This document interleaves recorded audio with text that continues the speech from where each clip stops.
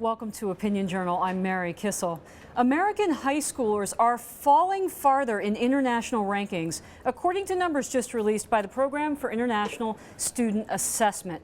What is going so wrong? I've got political diary editor and Fox News contributor Jason Riley here to explain. Jason, terrible scores, 25th to 31st in math. Yeah. What is going so wrong in our high schools? Not just math, 21st in science, 17th in reading.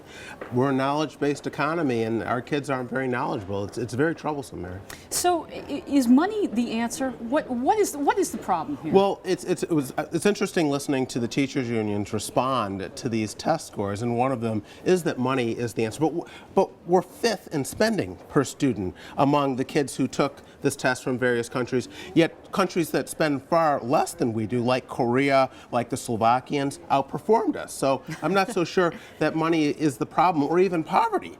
Our highest earning kids, the kids from the wealthiest families, did not score as well as their counterparts from other countries. So I'm not so sure it's money or poverty. What about standards, Jason? There's something called Common Core, a set of hopefully national standards. Is that the answer?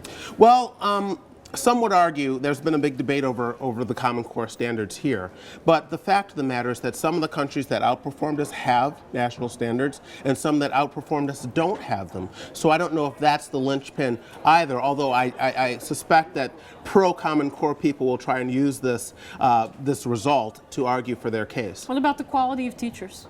That matters a lot, Mary. I mean, that's always mattered a lot. So does school choice. And I think if we're looking at a way to improve the situation, what we know from experience is that when parents can send their children to the school they think best fits their family's needs, the kids tend to perform. So my one takeaway from this is to focus on giving people more education choices in this country. Are teachers' unions coming around to that realization, Jason? Are they playing a constructive role supporting choice, supporting better teachers? I think they're still playing games. I think that they still think that this is a system that exists to employ adults before it exists to educate children, and they continue to put the adults in the system ahead of the kids. We know that from the evaluations that they fight. We know that from the teacher tenure rules that they put in place. We know that from the seniority rules that they put in place. They don't want teachers let go based on their ability. They want them let go based on how long they've been on the job. None of those things are in the interest of children, so they can only be defended if your primary concern are the teachers. Jason, we've had waves of declinism, this idea that America is falling behind. First it's Japan, now maybe it's China. Could we be overblowing these results? Is this okay for us to place 31st in math? It's not okay. I mean, there are critics of these international comparisons, and they make some legitimate points. We have a very diverse population in this country. To compare us to a Finland or a Sweden, a country which is much more homogenous, isn't entirely fair.